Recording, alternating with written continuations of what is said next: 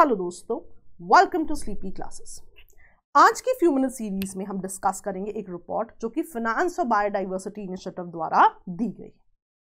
हर बार few minute series में हम यही कोशिश करते हैं कि आपसे कोई नया पर्सपेक्टिव डिस्कस करें, कोई नया इनिशिएटिव डिस्कस करें या कोई नया कॉन्सेप्ट डिस्कस करें जो आप अपने मेंस में अप्लाई कर सकें for enriching your answer, so that आपको बहुत ही अच्छी मार्क्स मिले और आप अपने रैंक्स की तरफ और ज़्यादा कदम बढ़ाएं। तो इसी चीज़ को ध्यान में रखते हुए let's discuss the report. But before I discuss the entire concept, मैं ब्रीफली आपको बताती हूँ कि ये रिपोर्ट क्या कहती है। नाउ ये report basically public development banks की बात करती है। पब्लिक डेवलपमेंट बैंक्स क्या होते हैं? ऐसे फाइनेंशियल इंस्टीट्यूशंस जो कि मैंडेटेड होते हैं कि आप फाइनेंस कीजिए पब्लिक पॉलिसी को स्टेट के बिहाफ पे। तो पब्लिक डेवलपमेंट बैंक्स क्या है? ऐसे फाइनेंशियल इंस्टीट्यूशंस हैं जो मैंडेटेड हैं to finance public policy on behalf of the state. इसको समझने का बहुत अच्छा एग्जाम्पल अगर मैं इंडियन कॉन्टेक्स्ट में दूं इज नाबार्ड, राइट? तो जब भी हम नाबार्ड की बात करते हैं तो हम बेसिकली बात करते हैं कि ये रूरल डेवलपमेंट के क्षेत्र में काम करते हैं, एग्रीकल्चर के क्षेत्र में काम करते हैं। तो this is an example of such a public development bank जो कि मैंडेटेड है to finance a public policy on behalf of the state. So according to this report, जो ये पब्लिक डेवलपमेंट बैंक्स हैं ये world wide 800 billion damages cause कर रहे हैं टू नेचर एनुअली। और ऐसे डैमेजेस क्यों कॉज हो रही हैं? बिकॉज इनकी इन्वेस्टमेंट्स कुछ स्पेसिफिक सेक्टर्स में हैं। अब इसका मैं आपको बहुत अच्छा एग्जाम्पल भी दूंगी, but let's start with the basics first. Now basics में सबसे पहली चीज आपको क्या पता होनी चाहिए, रिपोर्ट किसके द्वारा दी गई है? फाइनेंस और बायोडाइवर्सिटी इनिशिएटिव द्वारा। Now why was this program needed, या ये जो प्रोग्राम है या इनिशिएटिव है इसको क्यों शुरू किया गया? आपको नाम से ही पता लग रहा होगा, फाइनेंस फॉर बायोडाइवर्सिटी, यानी कि बायोडाइवर्सिटी को केटर करता हुआ एक इनिशिएटिव है। Now let's start with why was this entire thing started. Now जब भी हम फाइनेंशियल डिसीजंस की बात करते हैं वर्ल्ड में, majority of the financial decisions obviously जिस क्षेत्र के लिए है उस क्षेत्र का जो भी बेसिक एजेंडा है उसको केटर करते हैं, जो पॉलिटिकल रियलिटीज हैं उनको केटर करते हैं। और आजकल जितना क्लाइमेट चेंज न्यूज़ में है या जो जितना क्लाइमेट चेंज का इम्पैक्ट है देखा गया है, क्लाइमेट चेंज भी फैक्टर इन किया जाता है while taking majority financial decisions. लेकिन जो एक सेक्टर है जो बहुत ज़्यादा फैक्टर इन नहीं किया जाता है, that is the impact of biodiversity. जो बायोडाइवर्सिटी है, जो कॉजेज हैं फ्लोरा एंड फोना को इन जनरल, उनको फैक्टर इन नहीं किया जाता है। तो देखना ये बहुत अच्छा पॉइंट है कि फाइनेंशियल डिसीजंस में हम क्लाइमेट चेंज को जरूर फैक्टर इन करते हैं। जितने कंट्रीज के प्लेजेस हैं, जितने आपके INDCs की बात होती है, तो हमेशा ही क्लाइमेट चेंज को फैक्टर किया जा रहा है, लेकिन बायोडाइवर्सिटी को बहुत कम फैक्टर किया जाता है। तो बायोडाइवर्सिटी को भी फैक्टर इन किया जाए, ये इस इनिशिएटिव का बेसिक एजेंडा है।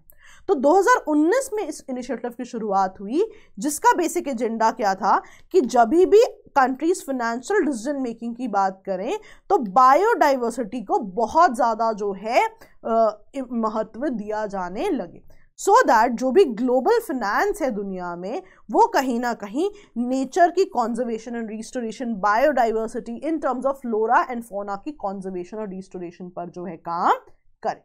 तो अब अगर आपको प्री में क्वेश्चन आ जाता है कि फाइनेंस और बायोडाइवर्सिटी इनिशिएटिव किस लिए है, तो आपको पता है कि इनका बेसिक गोल क्या है, तो आप उसी ऑप्शन को टिक कीजिए जो इस पर्टिकुलर चीज को केटर करेगा। ठीक है जी, पहली चीज। दूसरी चीज, What was the report? Now report said ये जो पब्लिक सेक्टर बैंक्स हैं या पब्लिक डेवलपमेंट बैंक्स हैं, not public sector banks, public development banks जो हैं ये कॉज करते हैं 800 billion in damages to the nature annually. क्यों? बिकॉज ये इनकी कुछ स्पेसिफिक इन्वेस्टमेंट्स हैं जिनकी वजह से ऐसा हो रहा है। Now before I go to what is leading to the entire thing and what does the report say, मैं आपको समझाती हूँ कि what is the basic idea of this report। अब दुनिया में एग्रीकल्चर को हमेशा ही बहुत ज़्यादा इम्पोर्टेंट माना गया है, राइट? लेकिन एक बहुत अच्छा पर्सपेक्टिव है जो कि a lot of people and up missing, और ये पर्सपेक्टिव से जो है आपकी FAO भी जो है सही मानती है कि दुनिया में जितनी भी डिफॉरेस्टेशन हो रही है, राइट, उस डिफॉरेस्टेशन का मेन ड्राइवर कौन है? एग्रीकल्चर। अब आप कहोगे कैसे? एग्रीकल्चर में तो अपने आप क्रॉप्स लगाई जाती हैं, why is it causing deforestation? यहां पे एक गलती जो की जाती है वो क्या है, agriculture is all about agriculture and the allied sectors, right. UPSC में एक बार सवाल पूछा गया था कि मिक्स्ड फार्मिंग क्या होती है, राइट। तो मिक्स्ड फार्मिंग क्या होती है कि जहां पे क्रॉप के साथ साथ लाइव स्टॉक पर भी ध्यान दिया जाता है। सो बेसिकली एग्रीकल्चर की जब भी बात होगी आप एग्रीकल्चर और अलाइड सेक्टर्स की बात करेंगे। तो इसका एक बहुत सिंपल एग्जांपल ले लेते हैं, आपको और अच्छा समझ में आएगा।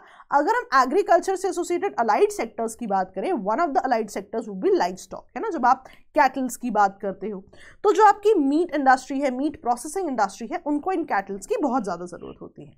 Now let's assume you need काफी बड़ा सा cattle farm. How would that cattle farm come? There is a possibility कि कोई बहुत बड़ा फॉरेस्ट हो या कोई वेटलैंड हो, उनको क्लियर करके वो पूरा रीजन बनाया जा रहा है। So basically there is a possibility कि जो एग्रीकल्चर और उससे अलाइड एक्टिविटीज है उनके लिए हमें किसी वेटलैंड को जो है दोबारा रीफिल करना पड़े, या फिर हो सकता है हमें किसी फॉरेस्ट को क्लियर करके उस पूरे फार्म को लगाना पड़े, बिकॉज उस फार्म से जो है एक स्पेसिफिक इंडस्ट्री को जो है बहुत ज्यादा बेनिफिट होगा।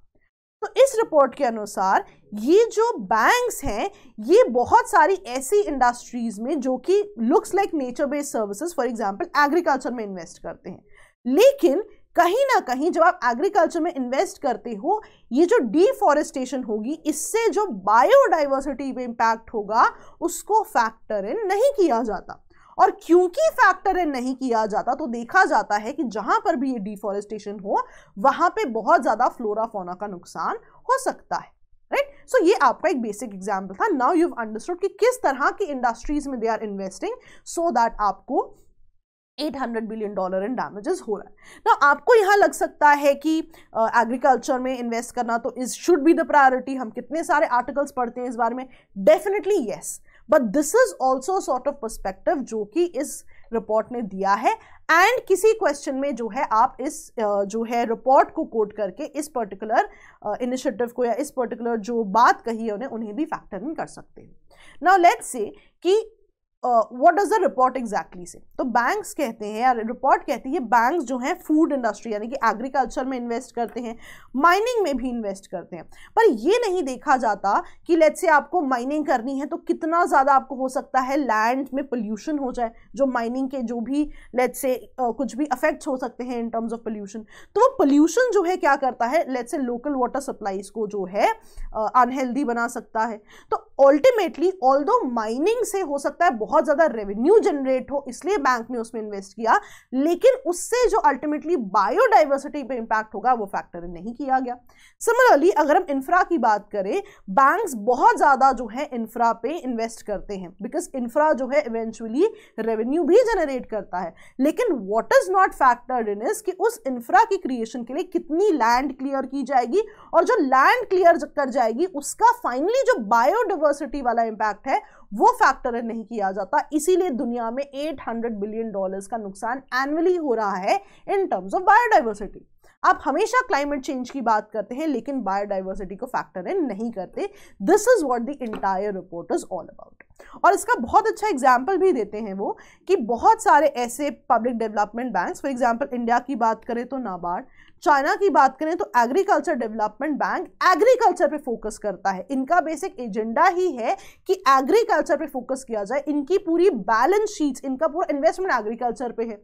लेकिन एग्जाम्पल भी देते हैं कि in certain countries like Africa, southern America देखा गया है कि एग्रीकल्चर और उसकी अलाइड एक्टिविटीज की वजह से यहाँ पे बहुत ज्यादा डिफॉरेस्टेशन हुई है।